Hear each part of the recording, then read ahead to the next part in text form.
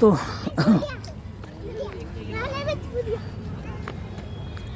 वो जो हॉस्पिटल के बिल पे ऑफ किए उन्होंने, फिर उसके बाद में दोबारा उन्होंने डॉक्टर से कहा कि अब ऐसा है, नेक्स्ट टाइम जब वो कंसीव करेगी तो 4 महीने तक लगातार उसको अंडर डॉक्टर ऑब्जर्वेशन रहेगी, क्योंकि जो इसका साइड इफ़ेक्ट हुआ है बॉडी के अंदर वो बहुत ख़तरनाक हुआ है रिमूव करने में, तो आपको बहुत ही प्रिकॉशन लेना पड़ेगा। तो उस समय जो उन्होंने ट्रीटमेंट जो बताया उसमें हर हफ्ते में पहले 226 रुपये के 3 इंजेक्शन लगते थे, और नेक्स्ट वीक में लगते थे 336 पता नहीं 333 रुपये के 2 इंजेक्शन लगते थे। यानी एक महीने में करीब 2627 रुपये के इंजेक्शन लगते थे। तो उनकी जो हीट थी वो क्या बताएं आप समझदार हैं सब। खैर 4 महीने तक ट्रीटमेंट चला, और उसके बाद में 18 अप्रैल 1997 को हमें हमारा कुलदीपक मिला। कभी कभी सोचते हैं कि दिमाग में एकदम से गर्मी आ जाती है, गर्मी क्यों आती है एकदम से, तो फिर याद आता है वो जो ट्रीटमेंट था, उसकी जो गर्मी थी इंजेक्शन की, वो इसके दिमाग के अंदर है पूरी तरह से। अब आगे कोशिश करेंगे इस तरह की कि ये सब घटनाएं जो हो चुकी हैं इनका आगे असर ना रहे औलाद में। तो खैर जब दीपक का जन्म हुआ कैलाश हॉस्पिटल में, तो उस समय हॉस्पिटल का बिल करीब 5700 रुपये करीब का था कैलाश हॉस्पिटल में। तो जब दीपक का जन्म हुआ और अगले दिन वार्ड में शिफ्ट किया गया, तो कमरे में जो टीवी लगा हुआ था उसमें फिल्म चल रही थी राज खन्ना की, उसमें गाना चल रहा था अकेले हैं चले आओ, जहाँ हो कहाँ आवाज़ दें तुम कहाँ हो। तो ये बहुत अच्छा लगा, पहली बार मैंने गाना सुना उस पर और ये फिल्म देखी, तब से ये गाना मन में इतना बस गया। जब भी इस गाने को सुनता हूँ मन आपे से बाहर हो जाता है। और खैर ये एक और इंसिडेंस गुरुदेव का, सिर्फ मतलब बहुत कुछ बातें ऐसी है जो मैं ऑन रिकॉर्ड से नहीं बोल सकता। गुरुदेव ने हमारी किस किस तरह से मदद करी। कई बार हमें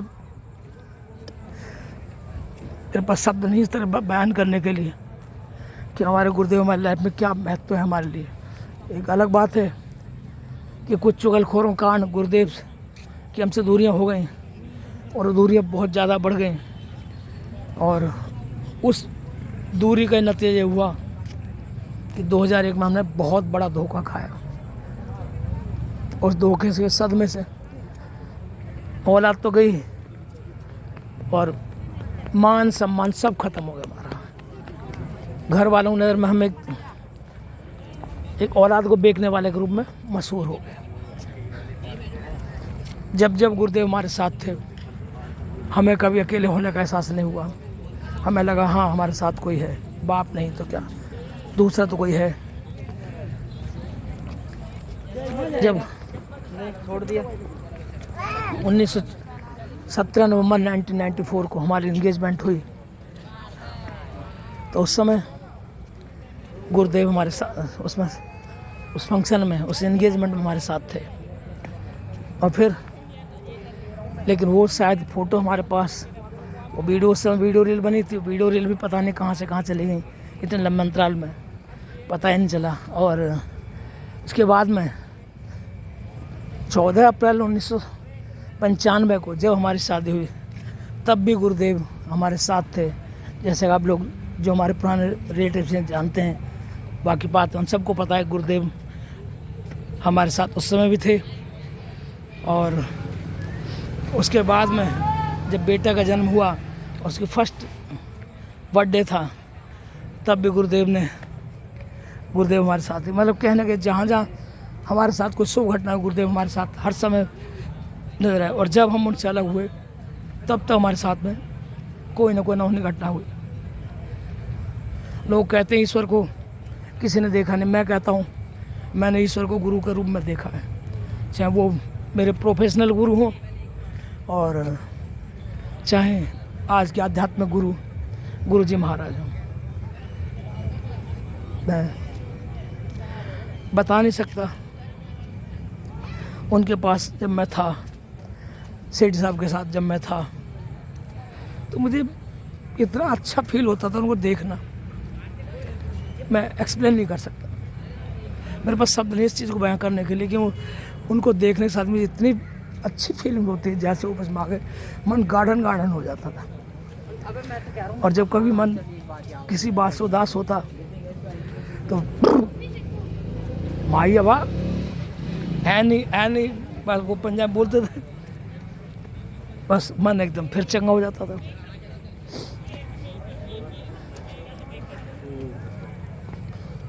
अब 14 साल लगभग हो चुके हैं गुरुदेव से मुलाकात हुए बगैर, और सोच रहा हूँ कल इस फंक्शन से फ्री होने के बाद में उनके दर्शनों को सौभाग्य मिले।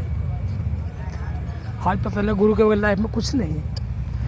अगर गुरु हमारे जीवन में नहीं है तो हमारा जीवन दिशाहीन और निर्देशहीन है, इसका कोई अस्तित्व अपने आप में नहीं है। गुरु ही एक ऐसा वो है शख्स संसार में जो अपने शिष्य को बांध के चलता है, नियम कायदे कानून के अंदर बांध के चलता है, उसके जीवन को दिशा दिखाता है, मोड़ देता है कि उसे किधर चलना है।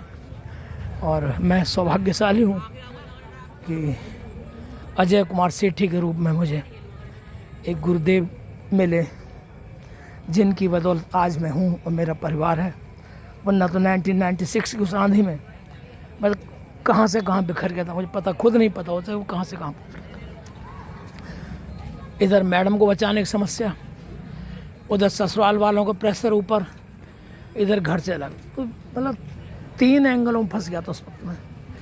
तब गुरुदेव मेरे साथ थे, हौसला दिया, काका चिंता ना करे, मैं हूँ ना, कुछ नहीं होगा। और उस हौसले और विश्वास के कारण उस समय निकल गया और आज ये भरा पूरा परिवार मेरे साथ है।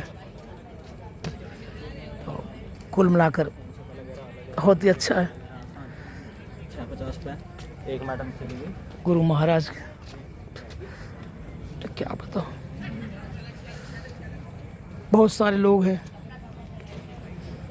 जो गुरुओं को एक टीचर की तरह मानते, एक शिक्षक की तरह मानते, लेकिन मैं कभी उन्हें टीचर नहीं मानता, कभी शिक्षक नहीं मानता। आज जब 1990 मैंने ज्वाइन किया था तो गुरुदेव जब 19 अप्रैल 1990 दिन मेरा ख्याल है बृहस्पतिवार का दिन था, जब मैं अपने दोस्त कहने पर उनके पास गया, गांधीनगर टनाटन मार्केट में ऑफिस था, तो वहाँ गया मैं 9/1312 गगनदीप मार्केट में ऑफिस था RC फैब्रिक प्राइवेट लिमिटेड का। तो जब मैं पहले दिन गया, गुरुदेव से मेरी मुलाकात नहीं हुई, उस दिन ऑफिस नहीं आए थे, तो मुझे अगले दिन आने के लिए कहा गया। मैं जब अगले दिन गया, मैं वहाँ बैठा इंतजार कर रहा था कि मिस्टर सेठी से मिलना है। तो वहाँ जो चपरासी वगैरह मौजूद थे या अकाउंट्स में सीनियर अशोक अरोड़ा जी थे, उन्होंने मुझसे कहा वेट कीजिए, mister Sethi will come around 12 o'clock। मैं बैठ के वेट करना, साइड में बैठ के एक चेयर पर। काफ़ी देर बाद में एक बड़ी तेज़ी से एक शख्स की एंट्री, भारी भरकम शख्स की एंट्री होती है ऑफिस के अंदर, और सारे लोग सहम जाते हैं। गुड मॉर्निंग सर, कोई मॉर्निंग, कोई कुछ इस तरह से, पूरी तरह एग्जैक्टली मेरे को याद नहीं किसने क्या कहा। तो फिर अंदर से आवाज़ आती है थोड़ी देर में कि आपको सेठ साहब बुला रहे हैं। चपरासी ने मुझे बुलाया, मैं चला गया। तो मैंने जब उस शख्स को देखा, उसके फ्रेंच का दाढ़ी एकदम ब्लैक थी, उस समय यंग थे, करीब उनकी एज 35-36 के नियर आउट रही होगी 90 में। तो मैंने उनको देखा, उस भारी भरकम शख्स को देख करके मैं काफ़ी नर्वस था, मैं सोने लगा। उन्होंने कहा आप कहाँ से आए? मैंने कहा करावल नगर से। किसने भेजा? मैं सूरज सिंह ने। अच्छा सूरज ने भेजा, अच्छा तो सूरत कैसे जानते हो? मैंने कहा सूरत मेरा फ्रेंड है, मेरे पास टाइपिंग इंस्टीट्यूट में वो स्टेनो सीखने आते हैं और मैं वहाँ इंस्ट्रक्टर हूँ।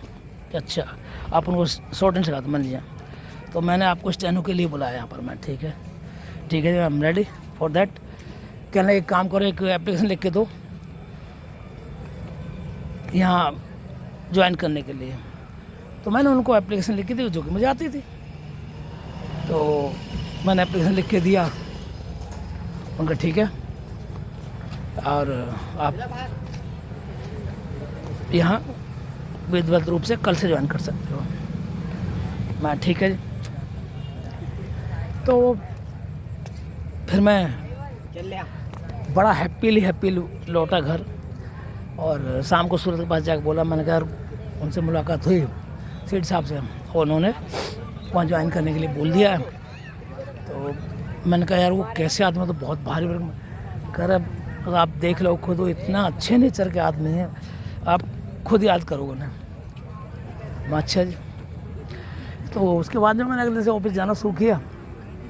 तो मेरा काम स्टेनो का था ही, तो कई बार बहुत सारी गलतियाँ होती, क्योंकि वहाँ जो टेक्निकल वर्क्स था वो मेरी समझ से बिल्कुल अलग था।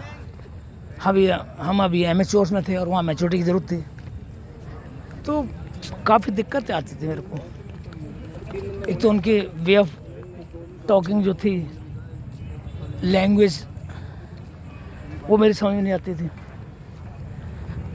नतीजा बोलते क्या, मैं क्या सुनता था। जब टाइपिंग करता तो बहुत सारी उसमें मिस्टेक हो जाती थी, इस वजह से इस तरह धीरे करके। लेकिन कभी मैंने उनको गुस्से में देखा, कक्का आ गलता गुस्से के देते कि दोबारा इनको सही कर, सही कर मैं ठीक है जी। इस तरह से करीब 3 महीने हो गए और मैं उस समय लड़ था, मौज मस्ती की दुनिया, मैंने कभी काम की सोचा ही नहीं था। तो एक दिन मैं किसी काम के लिए उन्होंने भेजा, मैं वापस लौट के आया तो केबिन में घुसने से पहले मुझे आवाज़ आ रही, मेरे दोस्त से वो बात कर रहे थे, सूरत यार तेरा मुंडा चलेगा नहीं। मैं उन्हें बहुत कोशिश किया सी, वो स्टैंड नहीं हो रहा सी, और तो दिमाग है ना फालतू में ज़्यादा है कैसे, और मैं की कर रहा। तो उधर से मेरे दोस्त कह रहा हूँ शायद उनसे कि आप उन्हें एक मौका और दे के देखो, बात कर समझा के, बाकी मैं मिलकर उन्हें समझाऊँगा। तो वो ऐसा नहीं होगा, बहुत ठीक है। तो अब ये बात मैंने जब मेरे कानों में पड़ी तो मुझे बड़ा अजीब सा महसूस हुआ कि मेरी वजह से मेरे दोस्त को इतना सुनना पड़ रहा है। और तब मैंने फैसला किया कि अब मैं वाहियतपने में जो मेरा ध्यान है उसको हटा करके काम की तरफ सिर से लूँगा। खाली टाइम बैठ करके मैं टाइपिंग का एक अभ्यास करने लग जाता ताकि उनके धारा प्रवाह में काम कर सकूँ। फिर उन्होंने मेरे से एक दिन कहा कि एक काम कर कक्का, ये जो फाइलें हैं इन फाइलों को पढ़ा कर, इन फाइलों को खोल लेगा। तो कंपनी का ज़्यादातर बिजनेस एक्सपोर्ट इंपोर्ट का था। एक्सपोर्ट करते थे गारमेंट्स, रेडीमेड गारमेंट्स, और इंपोर्ट करते थे फैब्रिक्स या पॉलिस्टर फिलामेंट यार्न या पॉलिस्टर फैब्रिक्स। तो उन फाइलों को उन्होंने दे दिया पढ़ने के लिए। उन फाइलों में पढ़ते बिल ऑफ एंट्री वगैरह ये देखने लगा, उन्हें समझाते, जब कुछ पूछता समझाते। तो धीरे धीरे मेरी उन पर दिलचस्पी होने लगी। वो इतनी अट्रैक्टिव चीज़ थी मेरे लिए कि उन्हें पढ़ने को बार बार मन करता था। और जब उन्हें पढ़ने लगा एक बार तो मन उसमें बसता गया। और इस तरह धीरे धीरे जो पहले गलतियाँ होती थी अब वो मेरी खूबी में बदलने लगी। अब वो बताते यार इस फाइल को देखना है, मैं हाँ जी हाँ। उन्होंने एक बार बोलना शुरू किया, मैंने तुरंत समझा मैंने करना क्या है। और धीरे धीरे इस तरह से हमारी बहुत अच्छी अंडरस्टैंडिंग। तो मैं ये सोचता मैंने यार जब से पहले वो डांटते कभी कभार गुस्से आते, लेकिन डांट बोलते नहीं थे, बस नजर तिरछी कर लेते। तो मैं सोचता यार तुझे सीखना था ही, आज तो तुझे कुछ है नहीं और आगे बढ़ना है तो किसी न किसी को गुरु बनाना पड़ेगा। तो क्यों ना इस शख्स को ही गुरु बनाया जाए। एक शख्स के अंदर वो सारी खूबियाँ हैं जो एक गुरु के अंदर चाहिए, जो मुझे चाहिए आगे बढ़ने के लिए। और तब मैंने फैसला किया कि हाँ इन्हीं को मैं गुरु के रूप में धारण करूँगा। और नतीजा आज आप लोगों के सामने, वरना उस आंधी में हम ऐसे उड़े थे, किसी कारखाने में पड़े होते, सिलाई के कारखाने में या किसी फैक्ट्री में, मजदूरी कर रहे होते 8-9 हज़ार की तनख्वाह लेकर के, जैसे आज हमारी फैक्ट्री में लोग हैं हमारे से ज़्यादा उम्र वाले 15-16 हज़ार रुपये तनख्वाह में काम कर रहे हैं और गुजर बसर कर रहे हैं। तो वही ज़िंदगी गुरुदेव के ना होने शायद हमारी ज़िंदगी होती है। लेकिन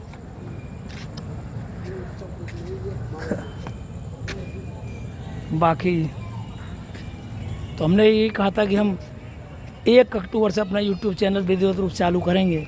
तो इसीलिए कहा था कि आज हमारे गुरुदेव का जन्मदिन है और ये जो यूट्यूब चैनल चालू किया हमने ट्रायल के तौर पर, आज से उसको विधिवत रूप से हम चालू इसलिए करने के लिए बोलते हैं कि हमारे गुरुदेव के जन्मदिन से हम अपने काम को इसको शुरुआत करेंगे। तो सुबह आज बात हुई थी गुरुदेव से ऑफिस पहुँच करके हमारी, गुरुदेव उस समय जयपुर में थे, कह रहे मैं लेट नाइट तक पहुँचूँगा। मैं ठीक है, जब पहुँचिए तो मैंने उनको नहीं कहा कि कल मैं उनसे आके मिलूँगा। अब मन हो रहा है कि कल यहाँ से फंक्शन से फ्री होकर के उनके दर्शन करने का सौभाग्य मिले। 14 साल हो गए लगभग मैं उनके दर्शन किए बगैर। तो कल देखिए कैसा अवसर मिलता है गुरुदेव की कृपा से गुरु जी के दर्शन करने का। तो बने रहिए हमारे साथ, आगे अपने गुरु के बारे में और भी आपको बताएंगे कि वो क्या है हमारी लाइफ में। सारी दुनिया हमारे लिए एक तरफ और हमारे गुरु एक तरफ। तो बने रहिए हमारे साथ अगली वीडियो के लिए। जय गुरु जी, जय हिंद, जय गुरुदेव, जय भारत।